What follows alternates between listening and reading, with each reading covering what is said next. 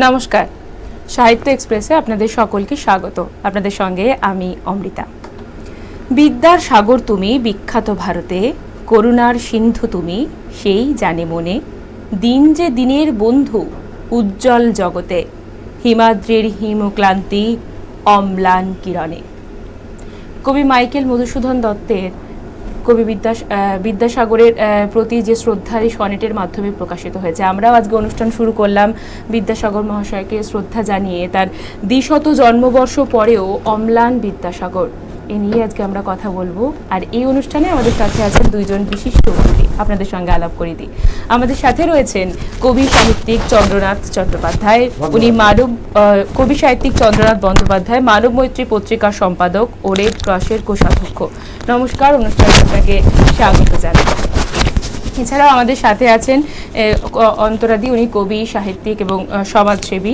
অন্তরাদি, অনুষ্ঠানে স্বাগত জানাই। নমস্কার। নমস্কার। উনি একজন শিক্ষিকা, এর পাশাপাশি উনি একজন শিক্ষিকা এবং সমাজসেবামূলক সংগঠনের সঙ্গে দিদি যুক্ত আছেন। আন্তরিক নামক একটি সাহিত্য পত্রিকার সম্পাদিকা। অনুষ্ঠানে অনেক অনেক স্বাগত আপনাদের দুজনকেই।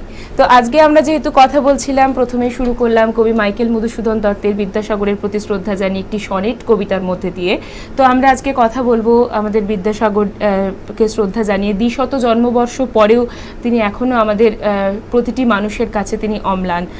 তো সেই নিয়ে আজকে আমরা শুরু করব আমাদের আলোচনা। তো আমি প্রথমে অন্তরাদির কাছে যাব, যে ২০০ বছর পরেও, আমরা বারবার বলছি যে ২০০ বর্ষ পরেও তিনি অম্লান, তো ২০০ বছর পরেও কেন তাকে এখনো স্মরণ করা হচ্ছে, কি বলবেন আপনি?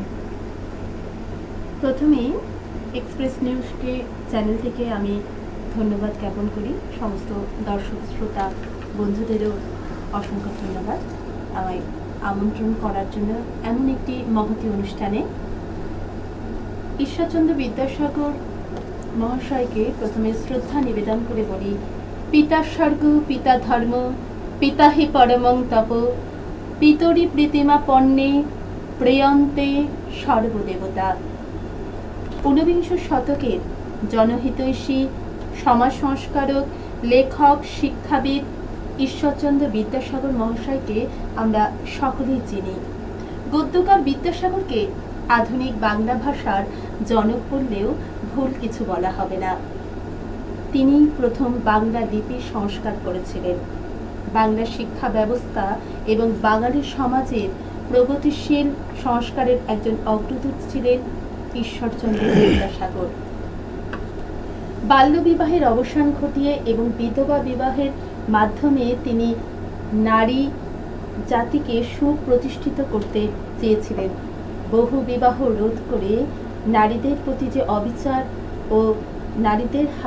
অবিচার এবং যন্ত্রণার হাত থেকে নারী জাতিকে রক্ষা করতেও চেয়েছিলেন। তারপরে নারী জাতির উন্নয়নে তিনি সারা জীবন অসংখ্য লড়াই করেছেন। শিক্ষার বিস্তারেও তিনি ছিলেন আমাদের বাঙালির সমাজের পথিকৃৎ।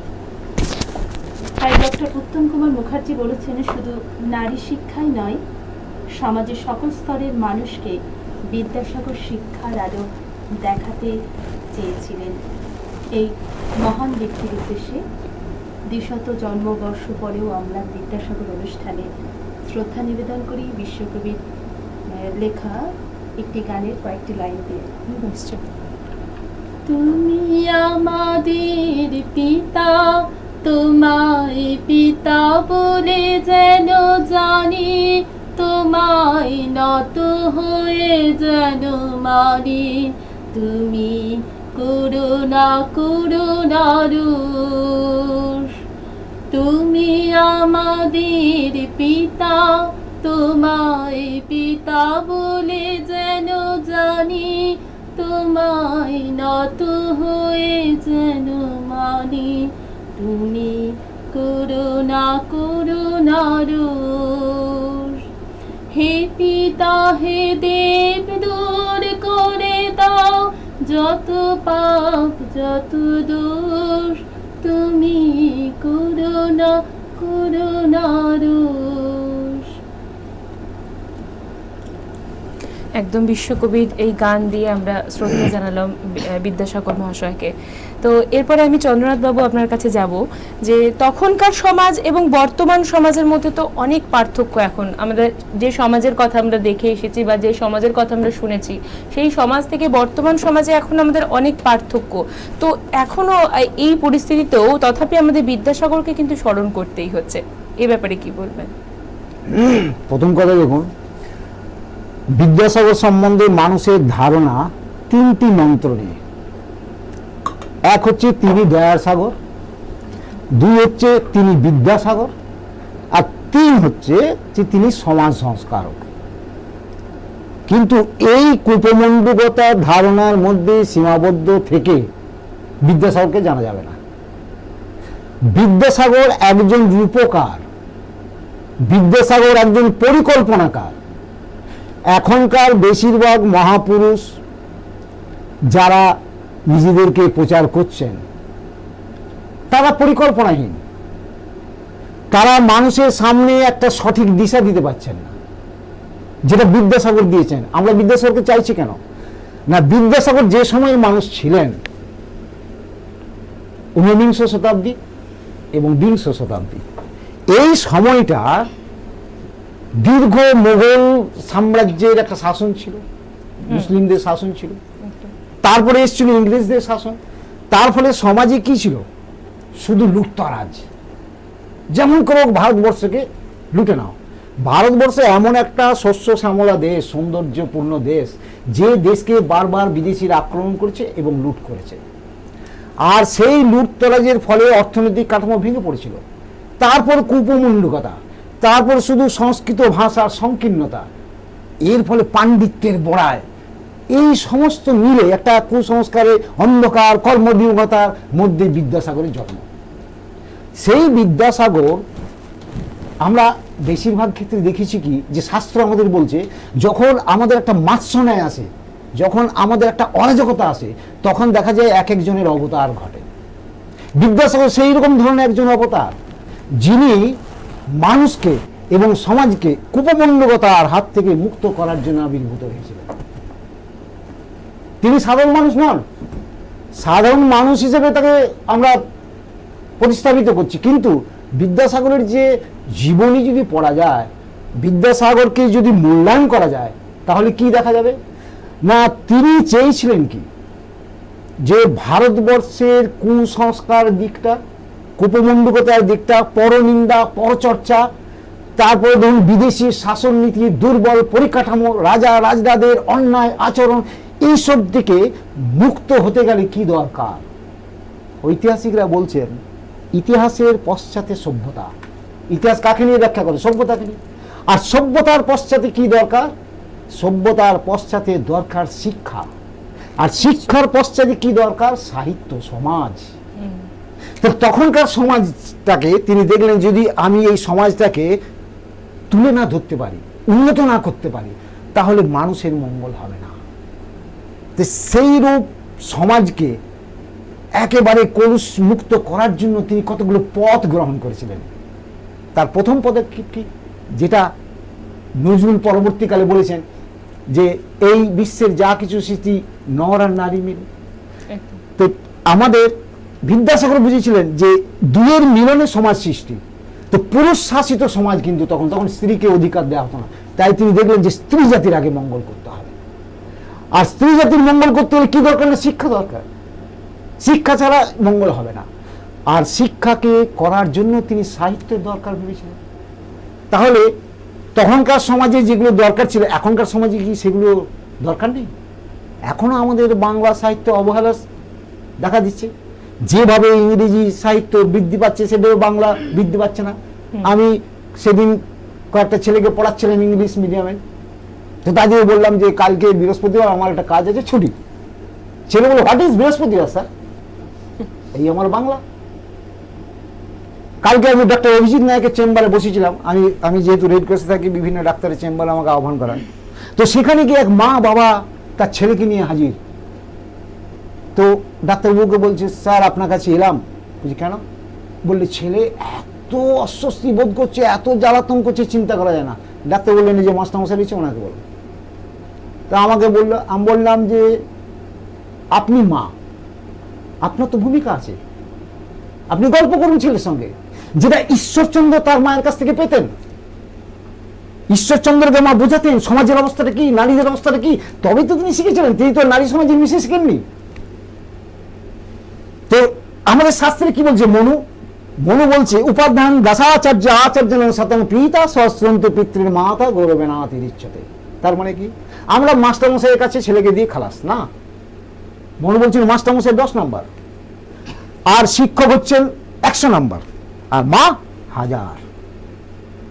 তো মায়ের ক্ষমতা, যে কোনো মহাপুরুষ, যে কোনো বিজ্ঞানী, যে কোনো একজন ভালো লোকের ইতিহাসটা ঘাটুন, তার পশ্চাতে মায়ের ভূমিকা বেশি। তাহলে বিদ্যাসাগরের পশ্চাতে মায়ের ভূমিকা ছিল, যেটা এখনকার সমাজেও আমরা বলছি মাকে জাগ্রত হতে বলছি। উচ্ছিষ্ট জাগ্রত প্রাপরণী দাদা, ওঠো জাগো, ছেলেকে জাগাও, নতুবা সমাজ হবে না। মাকে বলতে হবে। বিদ্যাসাগরকে তার মা বলতেন, বাবা তুমি আমার সন্তান নাও, তুমি সমাজের সন্তান, দেশের সন্তান, দেশ তোমার কাছে কিছু চায়। আমাদের এখন বলতে হবে মাদের ছেলেদেরকে যে বাবা তুমি আমার পরিচয় পেছো না, তুমি আমার গ্রামের শহরের সন্তান, তুমি আমার জেলার সন্তান, তুমি আমার রাজ্যের সন্তান, দেশের সন্তান। তখন তার কম্পিউটার ব্রেনে গিয়ে অপশন আসবে, মা কি বলছে আমাকে। এইটা এখন দরকার। সেই জন্য আমাদের বিদ্যাসাগরের চর্চা দরকার, যে বিদ্যাসাগরের জীবনীটা পড়তে গেলে। এইগুলো না হলে বিদ্যাসাগরের মূল্যায়ন হবে না। বিদ্যাসাগর কে, কেন তার আমরা চর্চা করব?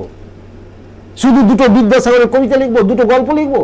না বন্ধু, বিদ্যাসাগরকে তুলে ধরুন। কেন তিনি এত মানে উপরে উঠলেন, সেগুলো আস্তে আস্তে আমরা ব্যাখ্যা করব। নিশ্চয়ই আমাদের আলোচনার মধ্যে পরে এই সমস্ত কথা তো উঠে আসবেই। যখন আমরা আজকে অনুষ্ঠানটা বিদ্যাসাগরের স্মরণে, আজকে আমরা এই দুপুরের অনুষ্ঠান সাহিত্য আসরে যখন আমরা আলোচনা করছি, আরও কথা তো নিশ্চয়ই উঠে আসবে। এবং আপনার কাছ থেকে যেটা আমি শুনলাম চন্দ্রনাথ বাবু, যে সত্যি তাই, তখনকার সমাজ এখনকার সমাজে অনেক পরিবর্তন এলেও কিন্তু যে আমাদের যে উনি যে আমাদের পথ দেখিয়ে দিয়েছেন, যে পথে আমাদের চলার কথা, সেটা আমাদের ভুলে গেলে চলবে না। সেই পথেই আমাদের এগিয়ে যেতে হবে, সেটা আগের সমাজও হোক বা এখন যেটা বর্তমান আধুনিক সমাজও তাই। আধুনিকতার ছোঁয়া যতই লাগুক, কিন্তু উনি যে পথ দেখিয়ে গেছেন সেই পথে আমাদের হাঁটতেই হবে। তো এরপর আমি আবার অন্তরাদির কাছে যাব। বিদ্যাসাগরের প্রতি পরবর্তী শ্রদ্ধা নিবেদন কি শোনাচ্ছেন আমাদের? আমি একটি কবিতা শোনাবো। আচ্ছা। 2 লাইন কে। ধন্য তুমি বিদ্যাসাগর, ধন্য তোমার জ্ঞান, বঙ্গমাতার গর্ভে তুমি ধন্য সুসন্তান। বিদ্যাসাগর, তোমাকে আমরা মূর্তি করেছি পাড়ায় পাড়ায়, কলেজে, বিদ্যালয়ের প্রাঙ্গণে। তোমার নামে সেতু আজও রোদে পুড়ে, বৃষ্টিতে ভিজে। তোমার নামে বিশ্ববিদ্যালয় ডিগ্রি দেয় লক্ষ কোটি যুবক যুবতীদের। তোমার নামে লাইব্রেরি, পথ মানুষকে বেঁধে রাখে নানা উৎসবে। অথচ নিজের শ্রম ও উদ্যোগের পরিণতি দেখেও আজকাল আশ্চর্যজনকভাবে তুমি খুবই স্থির। বাংলা লিপি সংস্কারক আজও বর্ণ পরিচয়ের প্রথম ও দ্বিতীয় ভাগেই আবদ্ধ। ল্যাম্পপোস্টের আলোয় তোমার পড়াশোনা বিদ্যানুরাগের কথা স্মরণ করায়। মাইলস্টোন দেখে সংখ্যা পরিচয় তোমার স্মৃতিশক্তির পরিচয় দেয়। ভয়হীন দামোদর পাল আমাদের মাতৃভক্তির মিথ হয়ে আজও উদাহরণ হয়ে দাঁড়ায়। ইংরেজদের স্পর্ধার বিরুদ্ধে তোমার পদযুগল দেশাত্মবোধের মন্ত্র শেখায়। আমরা বিদ্যাসাগরকে ঈশ্বর করেই দেখেছি। উৎসবে, বর্ণাঢ্য শোভাযাত্রায়, রজনীগন্ধার মালায় তোমার মূর্তি ঢেকে দিলেও অন্ধকার ও ভয়ঙ্কর অজ্ঞানতাকে ঢাকতে পারিনি। এখন ডিগ্রির ভারে জর্জরিত আমরা তোমার মূর্তির পাশে দাঁড়িয়ে পথের সন্ধান করি। এখনো কত বাবা মেয়েদের দায়ভার মেটাতে শিক্ষার সম্পূর্ণায়নের আগেই বিয়ের পিঁড়িতে বসিয়ে দেয়। কত সদ্য বিধবাদের গঞ্জনা এখনো শুনতে হয় পাড়াতে প্রতিবেশীদের মুখে। মেয়ে হওয়ার অপরাধে কত সন্তান পৃথিবীর আলো না দেখেই চির অস্তাচলে চলে যায়। শ্রীরামকৃষ্ণের মতো কত নদী হ্রদ পেরিয়ে আমরা সাগরে এসে পড়েছি। তুমি তো অবিদ্যার সাগর নও, তুমি বিদ্যার সাগর। তোমার এই উদাসীন নির্বিকার স্থির মনোভাব পরিত্যাগ করে আর একটি বার এই খুন ধরা সমাজের সংস্কার করে দাও।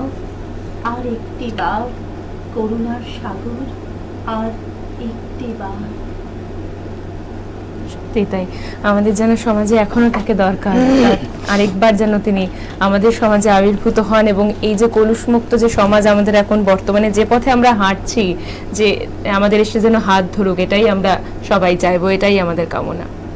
তো আমি আবার চন্দ্রনাথ বাবু আপনার কাছে যাব, যে আমরা বাংলা সাহিত্য নিয়ে আগের কথায় উঠে এলো যে বাংলা সাহিত্যে এখন যেমন আপনার একজন স্টুডেন্ট আপনাকে বৃহস্পতিবারের মানে জিজ্ঞেস করেছে, তো বাংলা সাহিত্য তো বিদ্যাসাগরের একটা বড় অবদান আছে, কি বলবেন আপনি? এটা নিয়ে আমাকে একটা ম্যাগাজিন বলেছিল যে আচ্ছা। বাংলা সাহিত্যে ঈশ্বরচন্দ্রের ভূমিকা, এটা নিয়ে আমি লিখেছিলাম যে বাংলা সাহিত্য সৃষ্টিতে ঈশ্বরচন্দ্রের ভূমিকা কি। বাংলা সাহিত্য যখন বিদ্যাসাগর সময়কাল, সেই সময় বাংলা সাহিত্য কিন্তু সংস্কৃত সাহিত্য, সেই সময় আর কিছু ছিল না, আর কিছু ছিল পালি, কিছু ছিল প্রাকৃত। একদম। তো সেই সময় ব্যাকরণ চর্চা, পাণ্ডিত্যের গোড়ায় বিভিন্ন বিষয়কে কেন্দ্র করে সাহিত্যের চর্চা, তর্ক বিতর্ক, এইসবের ফলে একটা জটিল পরিস্থিতির সৃষ্টি হয়েছিল। আমি আগে বললাম যে ঈশ্বরচন্দ্র বিদ্যাসাগর বুঝেছিলেন যে ইতিহাসের পশ্চাতে সভ্যতা, সভ্যতার পশ্চাতে শিক্ষা, শিক্ষার পশ্চাতে সাহিত্য। তাহলে আমাকে সমাজের যদি উন্নতি করতে হয় তাহলে শিক্ষা প্রসার ঘটাতে হবে, আর শিক্ষার প্রসার ঘটানো সেই সময়ে বিদ্যাসাগরের সময়ে খুব জটিল বিষয় ছিল, একদমই। কারণ সংস্কৃত বিষয়। অথচ সাধারণ মানুষ দেখবেন, আমাদের সাধারণ মানুষেরা উচ্চ শিক্ষা সম্বন্ধে কিছু জানে না। একটা ছেলে এই জংশন বলে এনতেনে যদি কাজ করে, তাকে যদি বলা হয় যে তুমি এই টেকনিক্যাল কি জানো, বা তুমি কোন একজন বড় সাহিত্যিকের নাম বললাম, তার সম্বন্ধে কি জানো, সে জানে না। কেন না? আমাদের সংখ্যাধিক্য সাধারণ মানুষ শুধু পেটের ভাতে থাকে, যেটা ঈশ্বরচন্দ্র বুঝেছিলেন। ঈশ্বরচন্দ্রের মধ্যে আমি কেন বললাম যে ঈশ্বরচন্দ্র একজন পরিকল্পনাকার, তিনি পেটের যন্ত্রণা, তিনি বলেছেন দুটো খিদে মানুষের, একটা পেটের খিদে আর একটা মনের খিদে, এই দুটোকে যে অ্যাডজাস্ট করতে পারে সেই মানুষ হয়। আর যে শুধু পেটের খিদের জন্য ছুটে, সে কিন্তু উপরে উঠতে পারে না। যেটা বিদ্যাসাগর বুঝিয়েছিলেন, যে মনের খিদে বলতে তিনি সাহিত্য এবং সংস্কৃতিকে বুঝিয়েছিলেন। সেই সাহিত্য সংস্কৃতির উন্নতির জন্য তিনি কতগুলো তুরন্ত ব্যবস্থা নিয়েছিলেন। কি ব্যবস্থা নিয়েছিলেন না, সংস্কৃত ভাষা থেকে বাংলাকে সৃষ্টি করার জন্য তিনি বাংলার বর্ণ আবিষ্কার করলেন এবং বর্ণ পরিচয় বই নিয়ে মানুষের কাছে তুলে ধরলেন যে দেখো কত সহজ সরলভাবে বাংলাটাকে নিয়ে আসা যায়। এবং সেই বর্ণটাকে করার জন্য তিনি কি করলেন, ব্যাকরণের কচকচানিটা কমিয়ে দিলেন এবং কমা দাড়ি তিনি প্রথম প্রচলন করলেন, যার জন্য বিদ্যাসাগরকে রবীন্দ্রনাথ ঠাকুর বলেছেন আদি কবি। কেন বলেছেন? জল পড়ে, পাতা নড়ে, একটি দারুণ কথা, সহজ সরল কথা, অথচ গভীর মিনিং, গভীর অর্থ। জল পড়ছে, তারপরে পাতাটা নড়ছে। তাহলে আমার দৃষ্টিশক্তি, আমার মন কোন দিকে যাচ্ছে? প্রকৃতি। আবার প্রকৃতির সঙ্গে কি হচ্ছে? অন্তর উপলব্ধি। এই বিদ্যাসাগর এই যে শিক্ষাটা দিয়েছেন, খুব সহজ সরল ভাষায় বাংলা সাহিত্যকে তিনি তুলে ধরেছেন, যেটা একমাত্র রবীন্দ্রনাথ অনুভব করেছিলেন, যার জন্য রবীন্দ্রনাথ তাকে সিলেক্ট করেছেন আদি কবি বলে। আর কি করেছিলেন না, তিনি দেখলেন যে মানুষকে শিক্ষা দিতে গেলে সবচেয়ে বড় যেটা মাধ্যম, সেটা হচ্ছে গল্প। গল্প ছাড়া মানুষকে শিক্ষিত করা যায় না। কেন? আমরা দেখি সাধারণ বাঙালি যেটা বা যারা, তারা দেখবে হিন্দি ফিন্দি জানে না, কিন্তু যখন টিভিতে হিন্দি সিনেমা দেখছে, সুন্দর হিন্দি বলতে পারছে। কি করে বলতে পারছে না? গল্পের ছেলে তারা কাহিনীটা দেখছে।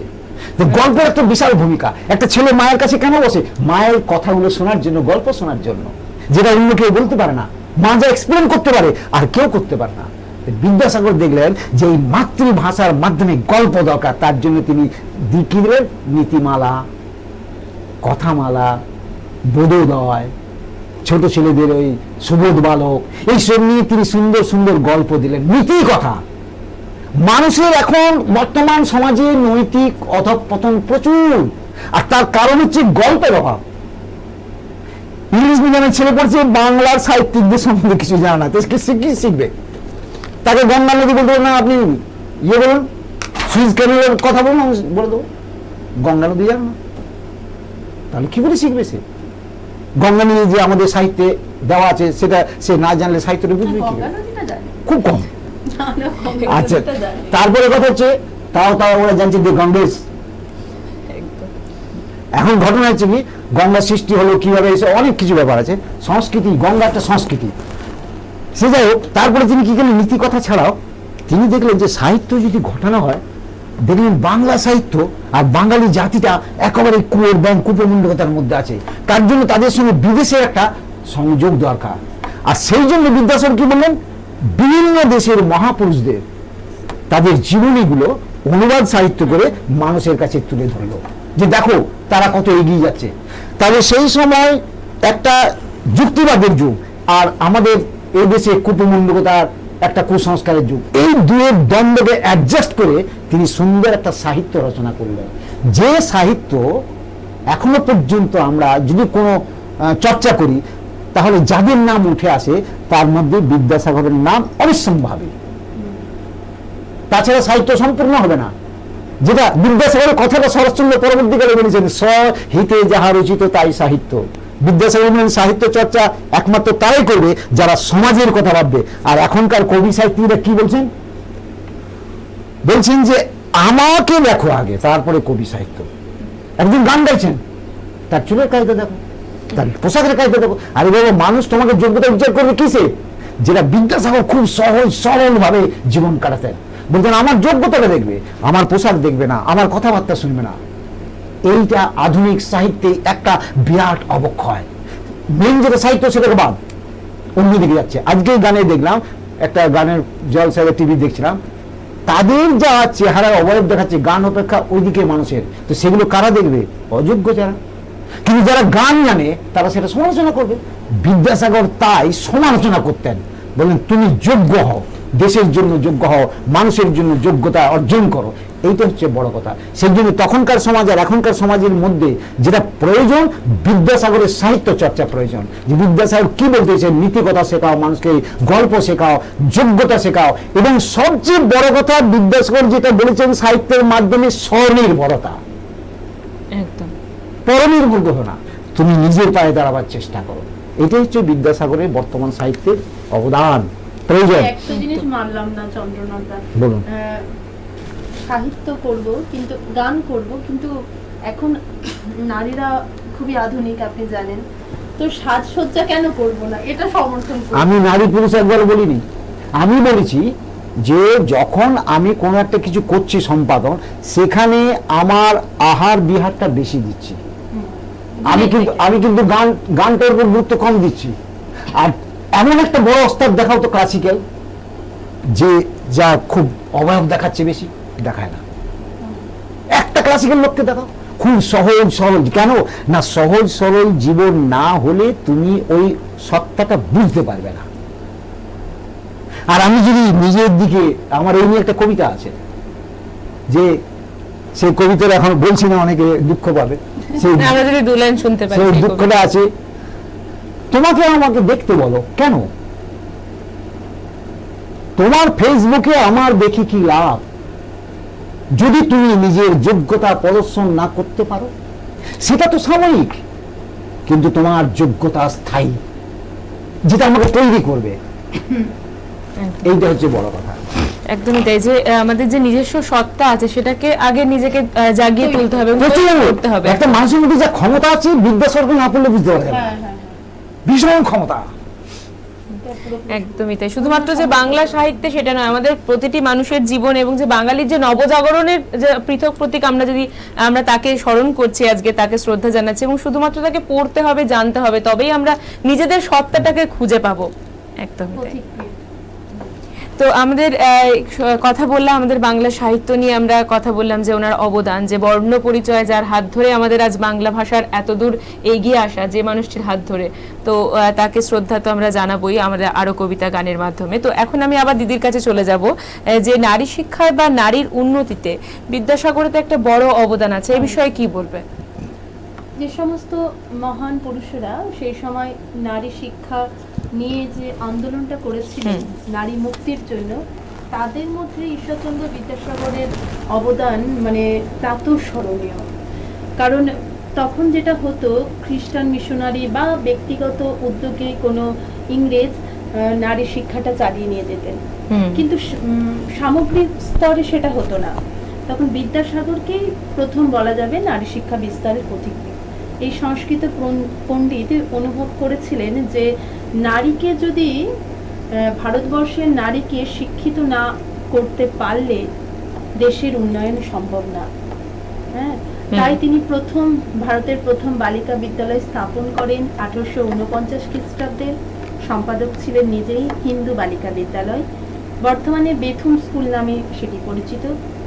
ঈশ্বরচন্দ্র বিদ্যাসাগর যখন দক্ষিণবঙ্গের বিদ্যালয় পরিদর্শক ছিলেন, তখন মাত্র 7 মাসে 1857 খ্রিস্টাব্দ থেকে 1858 খ্রিস্টাব্দ, মাত্র 7 মাসের ভেতর তিনি 35টি বিদ্যালয় স্থাপন করেন। সেখানে 1300-রও বেশি ছাত্রীরা পড়াশোনা করত। তাছাড়া বিদ্যাসাগর নিজে উদ্যোগে খরচে কলকাতায় মেট্রোপলিটন ইনস্টিটিউশন প্রতিষ্ঠা করেছেন, যা বর্তমানে বিদ্যাসাগর কলেজ নামে পরিচিত। মাতা ভগবতী দেবীর স্মৃতিচারণার জন্য তিনি তার বীরসিংহ, তার জন্মভূমিতে ভগবতী বিদ্যালয় স্থাপন করে। তাছাড়া বিভিন্ন পত্রপত্রিকায় গ্রামে গ্রামে ঘুরে অভিভাবকদের বুঝিয়ে তিনি ছাত্রী সংগ্রহ করতেন, নিরলস চেষ্টা করে গেছেন। তাই আজ নারীরা, তুমি আজ স্টুডিওতে, আমিও আজ বসে আছি স্টুডিওতে, আমরা যে এগিয়ে আসতে পেরেছি তাই ওনার জন্যে। স্বামী বিবেকানন্দ বলেছিলেন, রামকৃষ্ণের পর আমি বিদ্যাসাগরকেই স্মরণ করি। স্বয়ং রবীন্দ্রনাথ ঠাকুর বলেছেন যে বিধাতা বিদ্যাসাগরের প্রতি বঙ্গভূমিকে মানুষ করিবার ভার দিয়াছিলেন। তিনি ছিলেন বাংলার নবজাগরণের এক উজ্জ্বল পথিকৃৎ, নারী জাতির মুক্তির, নারী শিক্ষার উজ্জ্বল জ্যোতিষ্ক। এটুকুই বলবো আমি। একদমই তাই। তো এরপর আমি আবার চন্দ্রনাথদার কাছে চলে যাব, যে আমরা শুনলাম দিদির কাছ থেকে। তো এরপর আমি জিজ্ঞেস করবো যে দাদা, আমরা যে কথায় কথায় এলো যে উনি বিদেশি অনেক বইকে বাংলায় সেটাকে রূপান্তরিত করে তারপর আমাদের সমাজকে সেটা দেখিয়ে সমাজের কাছে তুলে ধরেছিলেন, এবং যাতে সমাজের মানুষ বুঝতে পারে যে আমরা কোন পথে গেলে আমাদের ভালোটা হবে, সেটা নিয়ে আমরা শুনলাম যে আপনার কাছ থেকে। তো এরপরে আমি জিজ্ঞেস করবো যে উনি সংস্কৃত ভাষার যুগে তিনি ইংরাজি ভাষাতে কতটা সক্রিয় ছিলেন, এ বিষয়ে কি বল? দেখুন, এই বিষয়ে আমার একটা লেখা ছিল পঞ্চনীতি। আচ্ছা, বিদ্যাসাগর সমগ্র জীবনটাকে যদি আমরা বিশ্লেষণ করি, 5টা নীতিতে দাঁড়িয়ে যাব আমরা। পঞ্চনীতির মাধ্যমে বিদ্যাসাগরকে বোঝা যায়। সেই পঞ্চনীতির মধ্যে একটা নীতি হচ্ছে, বিদ্যাসাগর ঠাকুর দেবতা মানতেন না, কিন্তু তিনি মানুষকে ভগবান ভাবতেন। আর মানুষকে ভগবান ভাবার জন্য তিনি একবারে বিশ্বনাথ মন্দিরে তাকে যখন পাণ্ডারা জবরদস্তি করে, তখন মা বাবাকে দেখি বলে, এরা নয় আমার প্রধান দেবতা। এটা কেন বললেন?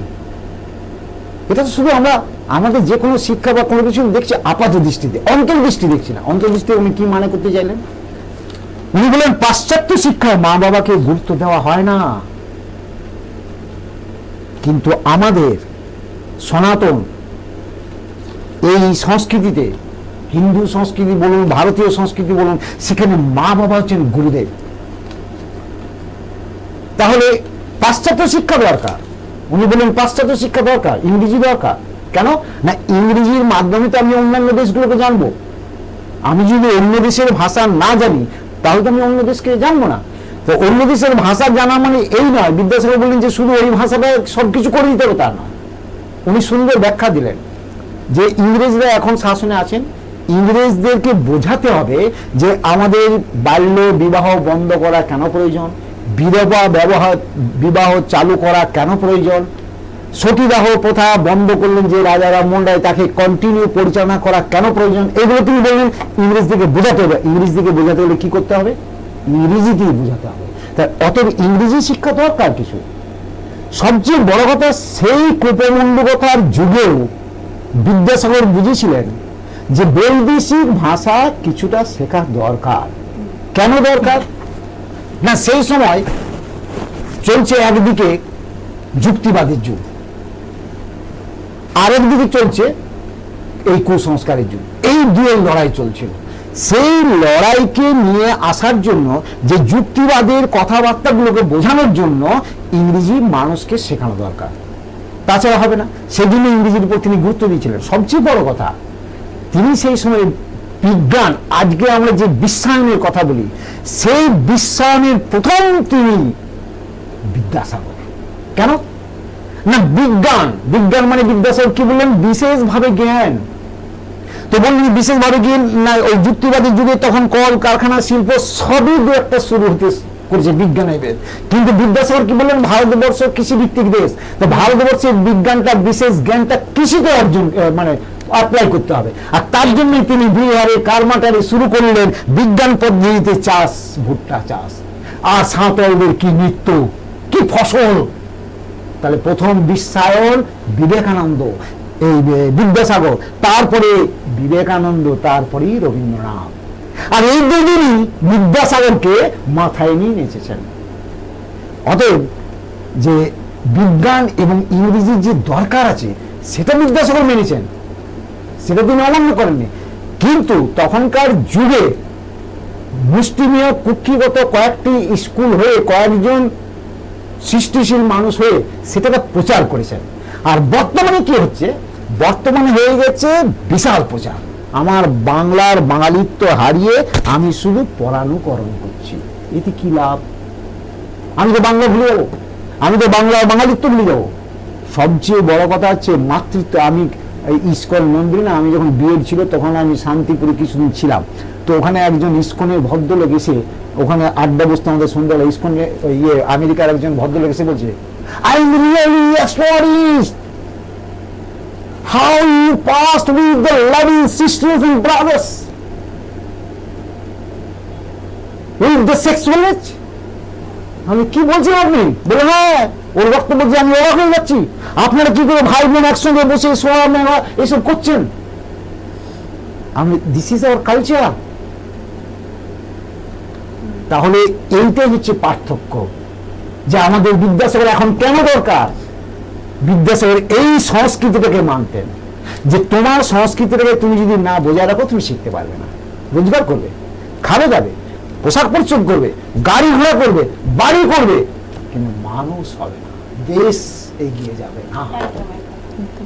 তো আমাদের যেটা বিজ্ঞান আর ইংরেজির উপরও তিনি জোর দিয়েছিলেন, যে আমাদের এগিয়ে যাওয়ার জন্য, আমাদের সকলকে যাতে মানসিকতাটা যাতে চেঞ্জ করা যায়, এটার জন্যই তিনি এই মানে ইংরেজি বলুন বা কিছু ছিলই না, একদম শুধু সংস্কৃত, একদম তা আমাদের বিদ্যাসাগরের হাত ধরেই আমাদের বাংলা ভাষার আমরা শুরু করেছি। কিন্তু তার আগে সংস্কৃত ভাষার যুগে বিজ্ঞান আর ইংরেজির যে একটা দরকার সমাজে, সেটা তিনি বুঝিয়ে দিয়েছিলেন। সত্যিতে তো দাদার কথার সাথে উঠে এলো যে এই বিদ্যাসাগরের বিধবা বিবাহ যেটা বন্ধ করেছিলেন একটা, এবং বাল্য বিবাহ, এই সমস্ত যে ঘটনাগুলো তখন বন্ধ করেছিল, তখন সমাজ কিন্তু একটা হই হই রই রই রব সমাজে একটা, কারণ সমাজে এগুলোকে যারা মানতো না, তাদেরকে একটা মানে অধার্মিক ব্যক্তি বলেই সমাজের কাছে পরিচিত ছিল।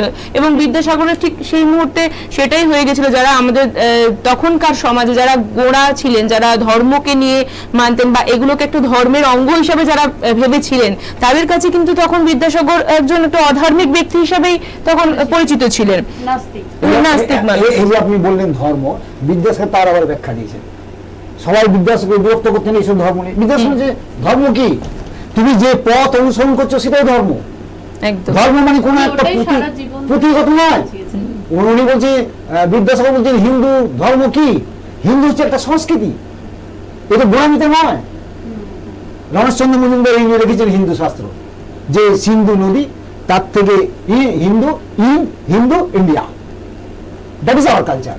কিন্তু এটাকে নিয়ে এমন অপসংস্কৃতি তৈরি করে দেওয়া হচ্ছে, যার জন্য বিদ্যাসাগর দরকার। ওটাই। একদমই তাই।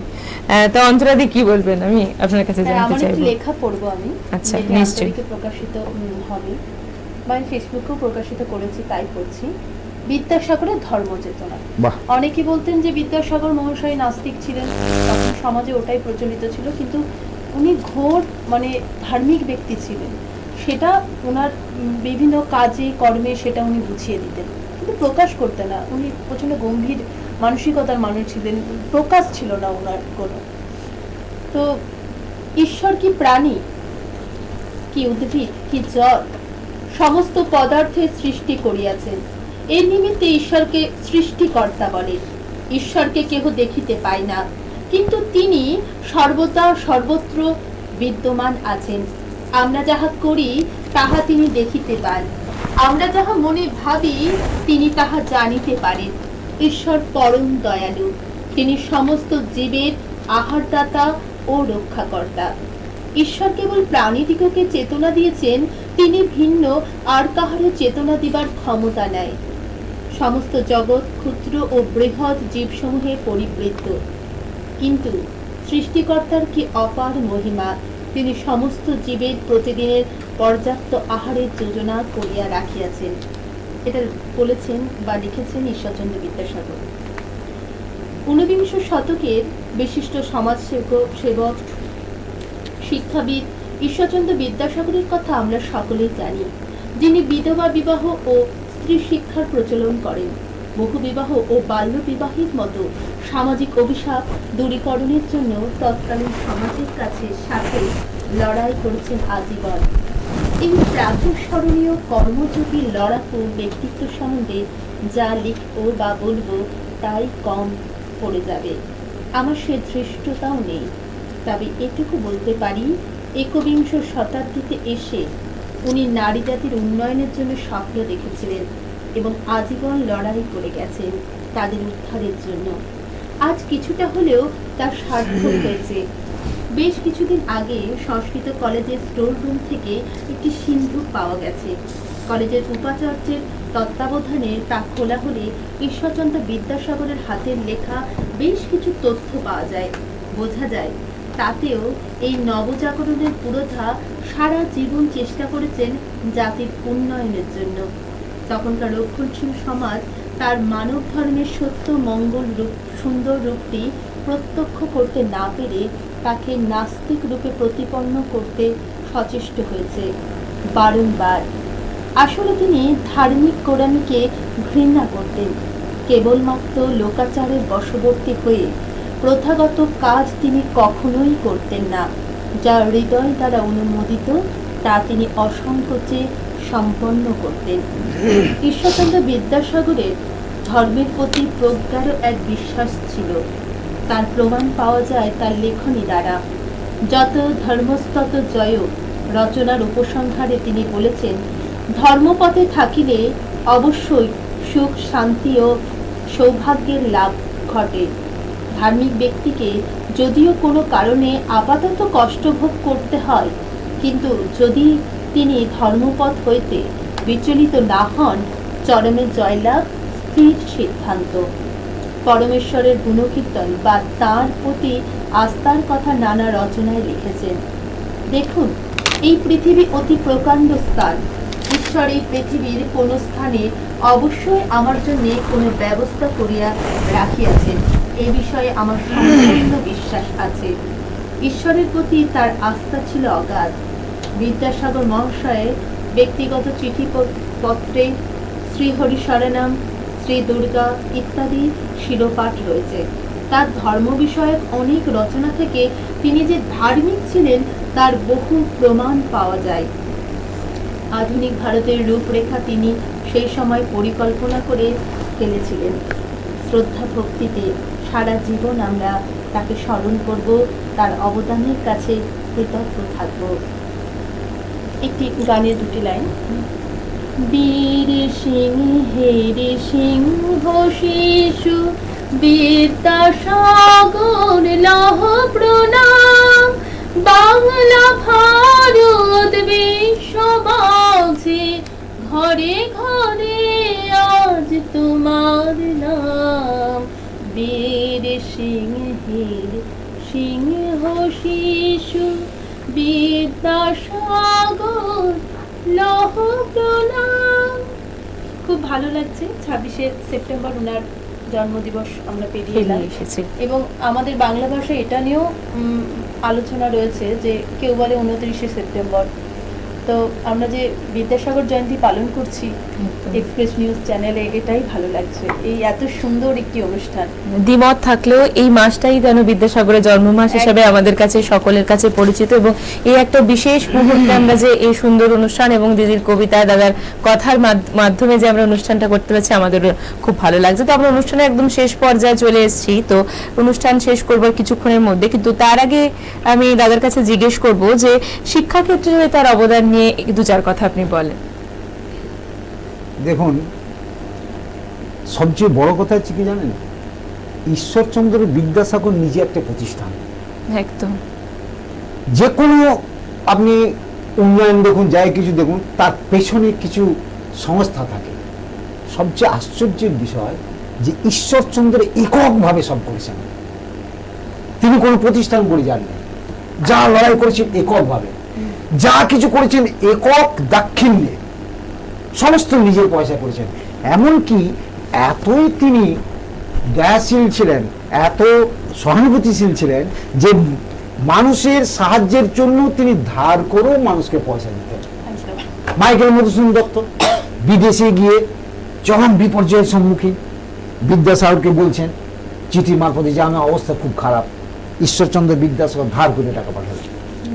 তো কেন পাঠালেন না, উনি ভাবলেন যে মাইকেল মধুসূদন এমন একজন কবি যে একসঙ্গে 4-5 জনকে বসিয়ে 4-5টা গ্রন্থ লিখতে পারেন। সেই অনুভূতিটা ঈশ্বরচন্দ্র বুঝেছিলেন যে একে আমি যদি সাহায্য করি তাহলে এ আমার দেশের জন্য মঙ্গল করবে। তাহলে শিক্ষাটা ঈশ্বরচন্দ্রের বিদ্যাসাগরের ভেতরে কি ছিল না, দেশের শিক্ষা। তিনি বলছেন এমন শিক্ষা তৈরি করো যে শিক্ষাটা মানুষের কাজে লাগে, দেশের কাজে লাগে। আর তার জন্য তিনি শিক্ষাতে নিয়ে এসেছিলেন স্বয়ংভরতা। তিনি বললেন এমন শিক্ষা করো যে শিক্ষায় স্বয়ংভরতা চায়।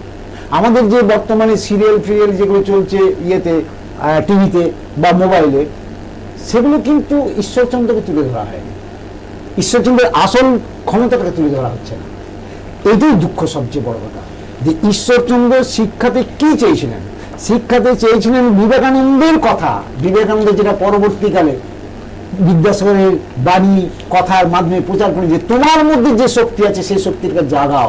ঈশ্বরচন্দ্র তার কত আগে বলে দিয়ে গেছেন যে শিক্ষার একমাত্র উন্নতি সম্ভব যদি তোমার শক্তিকে জাগাও এবং নিজের পায়ে দাঁড়াও। সত্যি নিজের যে ভেতরে যে অন্তর্নিহিত শক্তি আছে সেটাকে জাগাতে পারলেই আমরা যেন আমাদের নিজের যে সত্তা, আমরা আগের কথাতে উঠে এসেছে যে সত্তাকে যদি আমরা জাগাতে পারি তবেই হয়তো আমরা সামনের দিনে আরো এগিয়ে যেতে পারবো। যখন জাগাচ্ছে, কত পরিশ্রম করছে, কত রকম সংগঠনের সঙ্গে যুক্ত হচ্ছে, কেন না ওর মানসিকতা তৈরি হয়েছে। তবে তো জাতির অগ্রদূত হিসেবে বিদ্যাসাগরের সম্বন্ধে দু লাইন বলেন, আমাদের অনুষ্ঠান শেষ করবো দিদির কথার মধ্যে দিয়েই। তো বেশ, আপনি শোনান কবিতা দিয়ে আমাদের অনুষ্ঠান তাহলে শেষ করবো আজকে। একটু এক ভদ্রমহিলার কথা বলবো। এক যে ছিল বিদ্যাসাগর ভীষণ বাজে লোক, বলতো কিনা বিধবাদের আবার বিয়ে হোক। এক যে ছিল বিদ্যাসাগর দেখতে এলেবেলে, চাইতো কিনা লেখাপড়া শিক্ষক মেয়ে ছেলে।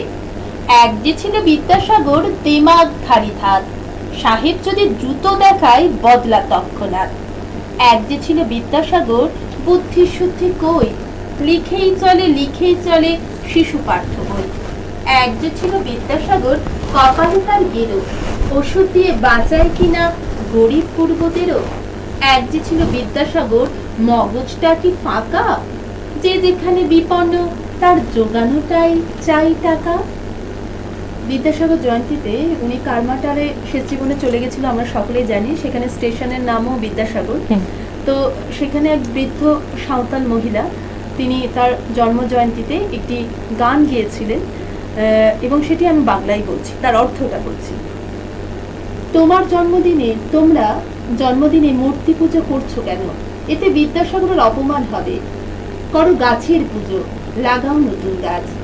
করো মেয়েদের পুজো, তাদের উপর অত্যাচার বন্ধ করো। মূর্তি ভেঙেও লাভ নেই, গড়েও লাভ নেই, মানুষের পুজো করো, মানুষের পুজো করো, মানবতার পুজো করো, এটাই ছিল বিদ্যাসাগরের বার্তা। আর এখন তো করোনা চলছে, পরিস্থিতি চলছে, মহামারী চলছে, তো আমাদের প্রকৃতিরও যত্ন নেওয়া উচিত, নিশ্চয়ই। নির্মল করা উচিত, প্রকৃতিকে গাছ লাগানো উচিত। আমরা একটু ছোট উপহার এনেছি তোমার জন্য, আন্তরিক আর সাহিত্য পত্রিকা তুলে দেবো তোমার হাতে। নিশ্চয়ই আমরা পড়বো, আপনাদের পত্রিকা আমরা নেব এবং পড়বো। আশা করছি দর্শক বন্ধুরাও দেখছেন আপনাদের পত্রিকা, ছোট একটি আমার, তারাও পড়বে। তো লেখা একটি বই, আর এই মানব মৈত্র তো এটি আমরা নিয়ে যাচ্ছি। দেখলাম আমাদের অতিথিদের পত্রিকা, এবং আমরা আজকে অনুষ্ঠান এখানেই শেষ করব, আমাদের হাতে আর সময় নেই। একটি এবং গাছ দেবো আমরা বিদ্যাসাগরের উদ্দেশ্যে। অনেক ধন্যবাদ। যে বিদ্যাসাগরের মূল বাণী ছিল যে গাছের প্রতি যে যত্ন নেওয়া, একটা সমাজে এবং একটা সমাজে যে এখন আমরা শুনছি যে গাছের প্রতি যত্ন নেওয়া, সেই যুগে তিনি কিন্তু আমাদের বলে গেছেন সেই তখন সমাজে। তো আজকে অনুষ্ঠান আমরা এখানেই শেষ করব। খুব ভালো লাগলো আজকে চন্দ্রনাথ বাবুর সাথে কথা বলে। উনি কবি সাহিত্যিক চন্দ্রনাথ বন্দ্যোপাধ্যায়, মানব মৈত্রী পত্রিকার সম্পাদক, রেড ক্রসের কোষাধ্যক্ষ। দিদির সাথে কথা বললাম, দিদির পরিচয় তো আগেই দিয়েছি। দিদি একজন শিক্ষিকা, সমাজসেবী এবং কবি, এবং খুব ভালো লাগলো দিদির সাথে কথা বলে। আন্তরিক এখানে আমি 1 মিনিট বলি, রেড ক্রস 1 মিনিট বলে দিই যে রেড ক্রস একটা সমাজসেবী প্রতিষ্ঠান। ওখানে খুব সামান্য ভিজিটে রুগী দেখা হয়, 30 টাকা মাত্র ভিজিট। জেনারেল ডাক্তার বসেন, আর দাঁতের ডাক্তার বসেন, আর চোখের ডাক্তার বসেন, আপনারা আসতে পারেন। নিশ্চয়ই। তো আজকে আমাদের অনুষ্ঠানের কথা ছিল আজকে ঈশ্বরচন্দ্র বিদ্যাসাগরের স্মরণে অম্লান বিদ্যাসাগর, বাঙালির নবজাগরের অন্যতম পথিকৃৎকে আমরা স্মরণ করে শ্রদ্ধা জানিয়ে আজকে অনুষ্ঠান এখানেই শেষ করব। নমস্কার।